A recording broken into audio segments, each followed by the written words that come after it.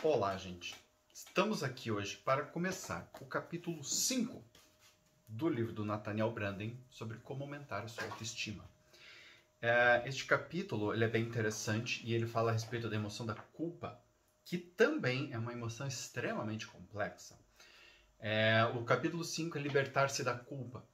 E faz parte este trabalho não no sentido de você nunca mais sentir culpa, mas sim no fato de você aprender a libertar-se de culpas que, vamos dizer assim, não são suas, ou culpas que você não precisa mais carregar. Muitas vezes a gente carrega. Tá? Então, este capítulo ele fala a respeito deste tema e é um capítulo bem interessante. Eu espero que vocês gostem. Vamos começar.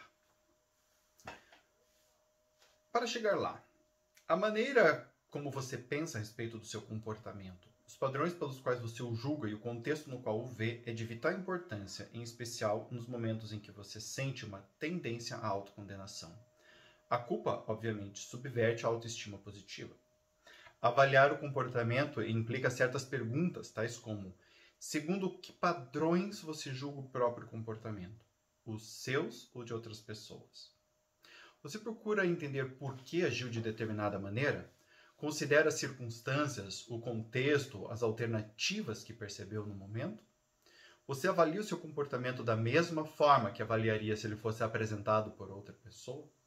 Então, vocês percebam que aqui o que o Nathaniel está falando é que o importante a respeito do comportamento é a avaliação dele, a maneira pela qual você avalia.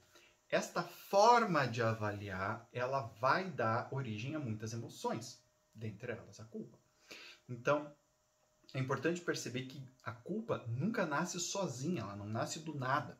Ela nasce de relações entre aquilo que é feito por nós, que é de nossa responsabilidade, e aquilo que nós pensamos a respeito do que fazemos. Então tem um conjunto de leis, um conjunto de regras que nutrem a nossa mente e que fazem com que a gente avalie o comportamento, ok? Nós nos sentimos culpados quando? Ao refletir sobre algo que fizemos ou deixamos de fazer, experimentamos uma diminuição na nossa noção de valor pessoal. Tendemos a racionalizar ou a justificar o nosso comportamento? Ficamos agressivos ou na defensiva quando alguém menciona o nosso comportamento? Achamos dolorosamente difícil recordar ou examinar nosso comportamento. Aqui ele está falando mais de sintomas, vamos dizer assim, da culpa, do que da culpa necessariamente. Tá? Então, por exemplo, geralmente quando a pessoa acha muito difícil recordar, ou quando nós ficamos muito agressivos, se defendendo demais de algo que alguém está dizendo, essas são indicativos de que estamos nos sentindo culpados. Nós precisamos justificar, nós queremos distância daquilo. A culpa ela é uma emoção muito dolorosa, né? Especialmente quando os valores que são mexidos são valores profundos, a culpa é uma emoção que pode ser muito devastadora. Pense em algo que você fez ou que deixou de fazer pelo qual se censura. Um ato bastante significativo para ter atingido sua autoestima. E então se pergunte: segundo que padrões estou julgando? Os meus ou de outra pessoa? Se não forem seus de verdade, indague-se: qual é a minha verdadeira opinião a respeito deste assunto? Se você é um ser humano pensante e honesto conscientemente não consegue ver nada de errado no seu comportamento, poderá encontrar coragem para parar de se condenar, ou no mínimo, começar a ganhar uma nova perspectiva para avaliar o seu comportamento. Então, isso é importante. Um dos primeiros passos para trabalhar com a emoção da culpa é você perceber se você de fato se sente culpado. Embora isso possa parecer meio estranho, é como eu falei, nós sentimos a culpa, mas a questão está na avaliação.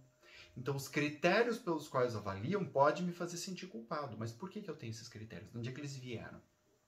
Muitas vezes, nós nos sentimos culpados usando critérios de pai, critérios de mãe, critérios de avô, critérios de cultura, um monte de critérios que não necessariamente são critérios com os quais nós concordamos. E aqui ele fala, nós precisamos ter coragem. Porque às vezes afirmar os nossos critérios significa também negar os dos outros. E nem sempre a gente está preparado para fazer isso. Pois bem. Desenvolvi meu próprio conceito de ética racional e objetiva, uma ética de auto-interesse racional ou esclarecido no livro Honoring the Self. A questão é que muitas pessoas ficam intimidadas com os valores e as preferências dos outros à custa de suas próprias necessidades, percepções e autoestima. Muitas vezes, quando alguém declara, sinto-me culpado a respeito disso ou daquilo, o que ele de fato quer dizer, mas quase nunca reconhece, é: tenho medo de que mamãe ou papai ou qualquer outra pessoa importante saibam o que eu fiz. Eu seria criticado, repudiado, condenado. Muitas vezes a pessoa não vê seu ato como algo errado, e no caso, o que sente não é literalmente culpa. Portanto, a solução para essa categoria de culpa é ouvir a voz autêntica do eu, respeitar o próprio julgamento acima das crenças dos outros, com as quais você não compartilha de verdade, embora possa fingir fazê-lo.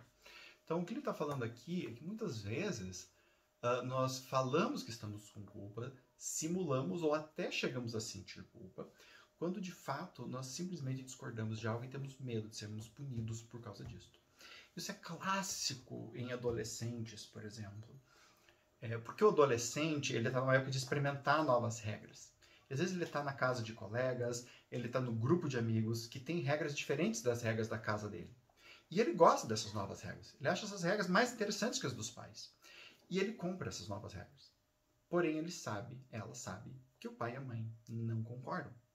E a partir disto, esta pessoa faz algo, né? E sabe que ela vai ser repreendida e se diz culpada. Ela fala, se afirma culpada, quando no fundo não sente a culpa. Ela diz que está se sentindo culpada. Por quê? Porque esse dizer que está culpado ameniza as coisas. O problema é que muitas vezes a pessoa diz isso tanto que acaba acreditando. Né? E aí a gente tem que fazer um trabalho dentro da psicoterapia para ajudar a pessoa a ver que no fundo ela não concorda. Tá? Muito bem. O desafio, então, passa a ser: estou pronto para assumir minhas próprias percepções e convicções e agir de acordo com elas? Essa disposição é um dos significados de honrar a si mesmo. Quando a pessoa aceita esse desafio, aumenta sua autoestima. Algumas declarações de culpa são uma cortina de fumaça para ressentimentos negados ou rejeitados. Né? Vou continuar lendo aqui, depois explico tudo. Não conseguir fazer jus às expectativas de outra pessoa ou aos seus padrões. Tenho medo de admitir que me sinto intimidado por isto. Estou com medo de reconhecer como estou zangado com o que esperam de mim. Então, em vez disso, digo que me sinto culpado por não conseguir fazer o que é certo. E assim não preciso ter medo de expressar meu ressentimento e colocar em perigo minha relação com os outros.